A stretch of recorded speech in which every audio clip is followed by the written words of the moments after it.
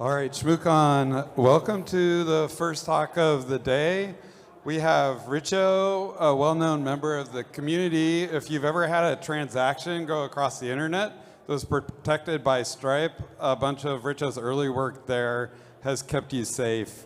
And Richo also participates in various communities besides ours as a skydiver, a base jumper, and an aerobatic pilot, and a national champion rally car driver. And he makes all those communities better. I know him from several of these. So without any more, I'll give the time to Richo to talk to you about renewables and cars and crazy shit that goes down when you try to combine the two. Awesome. Should I be using, which mic should I be using? Yeah, let's do this. This way I can move around and wave my arms and stuff. Hey, how's it going? I'm not sure whether it's a huge honor or a slight diss that I got the first slot. But super happy to be here, excited to tell you some stuff about electric cars and solar panels and stuff. Come on, you can do it. Or maybe you can't. All right. So, yep, I used to do some blue team stuff for some startups. I'm also a flat duck enthusiast. I don't want to brag, but I definitely got the best hotel room at this whole hotel. I can't make this shit up. I keep expecting my slides to be behind me. Are they? Yeah, we're fine. Yep. Also now I'm working at a startup called Anyscale. I'm doing some stuff there. It's pretty neat. But if I'm honest, the reason I haven't been at security cons for a while is because I took a bit of a left turn. I've been doing some motorsport stuff. A little bit more is my main focus. So it was fun to get dragged back into doing computer stuff and not ripping around in the woods. Cool. So what is this talk going to be? A little bit of sort of IoT stunt hacking. Definitely some sort of solving a real problem in my life, and also some just sort of at the general nature of vendors. Cool, so let me set the stage and also try and not let my laptop fall off this lectern. So last year, 2 years ago now, I guess, my partner and I bought a house. She really cares a lot about having a carbon neutral home. To be clear, like I also care, it's just not my main motivation. My main motivation is that I run hot and I want to set the AC to like icicles all year, but I don't want to pay, a frightening amount of money. So I figured if we put enough solar on the house, we would sort of both be happy. But then her car shit the bed, and we thought, man, maybe one of these EV things would be fun. So we got one of those, and then my desire to maximize things got involved, and I thought there's probably some interplay here. So this is the interface for Franklin. That's the whole house battery thing that we have. The solar panels are a third party, but both the batteries and the gateway come from this company called Franklin that is notionally based in San Jose. We'll get to that. But like crucially, it can sort of do the things fundamentally you would need to make this work, right? It's able to measure the state of the batteries and figure out whether or not energy is flowing to or from the grid. And it also has this thing called a smart relay, which is like, the little Wemo smart switch guys. It's like that, but it can hold like 200 amps at 200 volts. It's fucking terrifying. Cool, so anyway, that was like the premise, right? When the house batteries are full, instead of selling the energy to PG&E for pennies, we would funnel it into the car and then hopefully do some clever stuff so that we basically got to drive around for free and I would feel the sense of smug satisfaction you can only get from such an endeavor. Right, so that sort of boils down fundamentally to like two problems. As I mentioned in my abstract, Dominic Stupid once said, once you can blink an LED, the rest is just a matter of typing on the keyboard. That was sort of the premise here, right? Like once I can figure out what the power state of the house is, and once I can make that terrifying relay go clack, everything else is probably easy, just easy peasy, computer hacking stuff. Super cool. All right, so first problem. I need to figure out what the power state of the house is. Obviously, the app on my phone can tell me that. So all I need to do is figure out how they're doing it.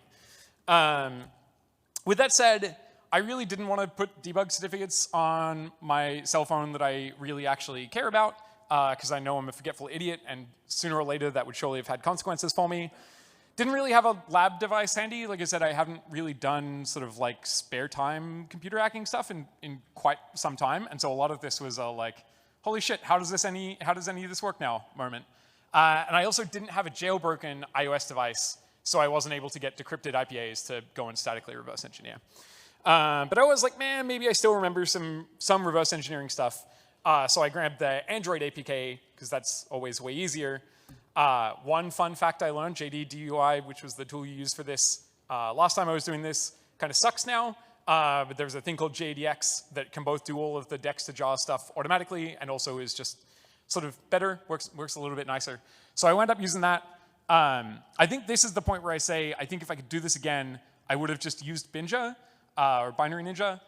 It didn't instantly work on its own the first time I plugged it in, and I honestly sort of thought this part would be quick and ezy, so I didn't invest any more effort. But that was a terrible choice. Don't do that again. Cool. So this is like the first thing I saw was the name of like a consulting company, kind of like sweatshop app farm thing based out of China. And that set my expectations for everything else I was about to interact with, and those expectations were about right. So anyway, I spent the rest of the afternoon basically staring at this thing. Fun fact, while preparing for this talk, I learned that this thing has a dark mode, which is a lot easier on your eyes. Would have loved to know that before I looked at it for a week. But anyway, this is a lightning talk. No one likes looking at IDA screenshots for 90 minutes, so we're mostly not going to do the thing where I just keep pointing at random data structures on a screen. We're going to talk about the fun stuff that I found. So pretty casual sort of like grep for interesting strings. Turned up all of this stuff. I mean, more stuff, but this is a good place to start. To be clear, the hard-coded credentials in there are actually not clown shoes. They're meant to be there. It's for the like demo account that you can interact with if you're not sure if you want to buy this thing yet. So like, while I will be clowning on the vendor, this is not that yet. Really quick aside, for embarrassing reasons, there's this thing called Swagger, which is like a declarative API spec thing. You sort of declare your API in terms of Swagger, and it generates bindings and blah, blah, blah. It's pretty neat, super cool. If you go to a Swagger endpoint by default, it will serve you that API documentation, which is super convenient if you're trying to reverse engineer something. What's not convenient is losing all the screenshots and then telling the vendor about it, and they take it down, and now you have a confession slide instead of the here's all of their API documentation slide. Fucking nailed it. However, doesn't matter, because all the docs are in Chinese, which is fine, because Google Translate exists. Also, they're all wrong, which is not fine. That's not helpful at all. So I briefly kind of made some of the requests that sort of structurally were correct based on the documentation they accidentally gave me, and that got me absolutely nowhere, so I gave up on that. And finally, I was like, fine, fuck this. I will do the HTTP proxy thing that I obviously should have just done in the first place. Set up HTTP toolkit. This was another fun, like, I've been away from the industry. People invested time and effort in this. Doing this stuff is now, like, easier and more fun. So that was super fun. The developer broke his billing, and I had to email him to give him money. That was, I mean, actually good. It's good to pay people for the things you use, but a problem I didn't expect. My first cut of the API is a Rust wrapper, which is like the easiest prototyping language in the world. So that's now open source. If you have one of these things and you want to poke at it from a Rust project, you can do that. I think the auth stuff is probably broken, again, for reasons we'll get to, but it would be really easy to fix. Cool, so now I was able to read data off the wire. I was able to interpose on the requests, have a look at them, and make requests that were structurally similar so I could interrogate their API and find out how much electricity my house currently had in it. Neat, you can clap or not, whatever. So, so now I need to control that smart switch, right? Like that was part 2 of this thing. So like do the same thing. You turn on the HTTP proxy, you flip the switch in the app. Again, you hear that really satisfying clack. Spoilers, the video, fucking gone. And then you see the request, and then you make the same request, and then you just do that, and then you win, and then high fives all around. Curiously, no, actually there wasn't a request. The only request that took place like when you flip the button in the app was this thing. Again, like no one really likes looking at data structures. But if you can't read it, it says operation log. Like I think this is like a metrics thing of some kind. In desperation, I tried just like sending them more metrics on the off chance that would make my house go clack. It didn't. And so I was like, all right, well, something else is going on here. So there was a little bit of foreshadowing, a dramatic storytelling device. In my talk earlier, the random JDX screenshot that I showed before is this super memorable thing called a data area 311 bean. Yeah, hold your applause. It has references to SW1, 2, and 3, though, which I think probably is a switch. and it was sort of not too far from the call site that was making those metrics calls. So I was like, all right, like I wonder what's going on with that guy. Let's poke around here a little bit. So with the name of a class that sort of references a switch, I was able to start working out from cross-references there to try and see what actually happens in the lead up to the switch flipping. And then I was like, what's this IoT MQTT thingy? So another aside, MQTT is this like message broker. It's both a protocol and an implementation. It's really popular with IoT stuff, mostly because it's really thin. It does have some like neat features. Like it does this thing I learned through this called a last will and testament, which is a really fun name for a concept in computer science, where you can register a message, and then if you go away, the broker will send that message on your behalf, so you can like announce your departure. It's kind of cool. AWS will run one of these things as a service for you. Again, pretty neat, sweet. So I was like, all right, I think what's happening here is they're using a message bus to ferry the messages backward and forward. All I need to do is figure out how to talk to that thing, and then I can send those messages, and then it'll be great. So this is my call to get credentials for it. You may notice that there's no variables in this. That might ring alarm bells for you. Exciting discovery one. There's just one credential, and that just gives you AWS credentials. Pretty sweet. Could technically be fine. Like, it's possible for this to be fine. It isn't. Exciting discovery 1.5 is also that the auth tokens you get are deterministic. So if you log in with the same username and password 100 times, you get the same token 100 times. So they're not revocable. Also, pretty good chance they're just like a digest of your user ID. Didn't get around to that. Someone should. Anyway, so it's a lightning talk, all right? Cool, so now we know exciting things happened on the MQTT thing. That gave me a lot more stuff to sort of use as an anchor point to explore cross-references in the Android app. Went out and looked at all of those, found a bunch of topic names. Awesome, cool, all right, now we're getting somewhere. So basically, this is like a sort of home-rolled RPC thing. Basically, all of the topic names that have S2C are coming from the gateway device in my home up to like their infrastructure, and vice versa. If you want to send a message to the gateway, you publish to the C2S ones, and it will take them and deal with them. Cool. So then I had to go and learn things about MQTT. One of them is that it has this meta topic just called hash, and so if you subscribe to hash, you will just get every message that's published on the bus. And I was like, oh, great, that'll be really convenient. I bet I'll learn a lot of exciting things. I sure did. It was great. It was many. Cool, so like my second exciting discovery was like everything just sits on this one message broker and has no notion of like authorization or separation of privilege or anything. So then I called the EFF because I'd fairly obviously violated the CFAA, and I was curious to see how this would shake out to me.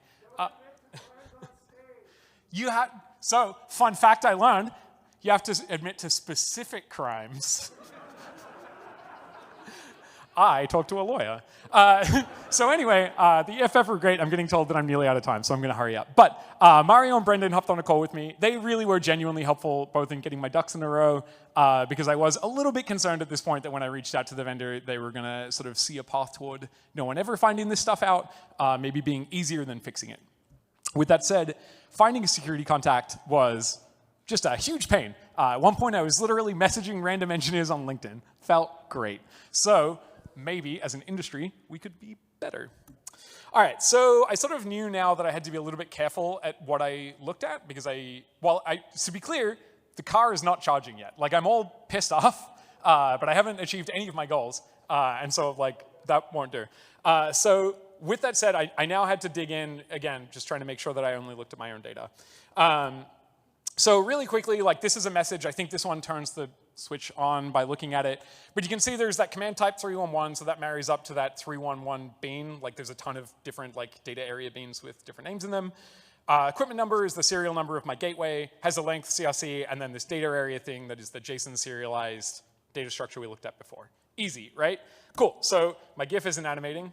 That's unfortunate. But I basically did the Kermit thing, typed on the computer a whole bunch, wrote some Python wrappers. I wound up putting it into Home Assistant, which is like a HomeKit open source thing that you can run yourself. And I was like, oh, super cool. How good is this? To be clear, like I said, I lost the video of the switch going clack. It's a slightly long story. But working code is better than any demo. So if you would like to do this, all the working code is up. So anyway, I'm super excited. I kind of forgot about it, honestly. And then they patched everything. And it turns out I was actually sort of relying on a bunch of vulnerable shit they did in order to make the car charge automatically, which, classic. So they did release a patch. It's fine. It replaces the MQTT interaction from the cell phone side with a broker on their end. So there's now an HTTP endpoint that you interact with to publish messages onto the bus, and they make sure you're meant to be publishing to the topic that you're trying to talk to. The Cognito thing doesn't work anymore. Sidebar, since I think I'll barely have time. Cognito is specifically meant to do the thing they wanted to do. That's why the service exists. It's a little frustrating. So anyway, I did a little more typing on the computer, updated it, now everything works again. I will say for anyone else who has one of these things or wants to do some like funsy security research, it is almost certainly the case that the gateway device is still acting on a message broker that has no kind of isolation of any kind. So if you're willing to open it up and either dump the flash or find a code execution vulnerability or an unbound read or something, if you think you can dump the memory out of it, I'm willing to bet that you will still be able to do all of this stuff and kind of force their hand for a more significant patch, which is sort of what I was hoping to see. Anyway, conclusions, right? Like maybe security engineering is good. Actually, like the most cursory glance at this would have turned up all of these problems and meant they could have just done it right in the first place. Like this isn't like Dowd's QMail bug, right? Like it's not some shallow thing that is unbelievably specific and hard to find. This is like aggressively clown shoes. I don't want to have a strong opinion about outsourcing stuff, but I will say that I think if the company had done this themselves, they would have been more motivated to sort of avoid this mess. I also don't really know if disclosure is getting better or I just got lucky, but I will say this, like the last time I did this was like 8 or 10 years ago. This went way better. That part was super fun for me. So really quickly, some shout outs. Like I said, the EFF took my call and really were helpful. Wound up being unnecessary ultimately, but I felt a lot better knowing that I sort of had a plan if I got a solicitor's letter instead of a kind email. Franklin for eventually getting a patch out, it was fine. But they were pretty responsive once I got in touch with them. And finally, my cat Dwayne, who sat on my lap the whole time I did this research. He was great. Cool. You can find me on social media. Also, if you want to sponsor a race car in the stupidest possible way and blow your marketing budget, hit me up. I finished with 1 second to spare. Is that time for questions?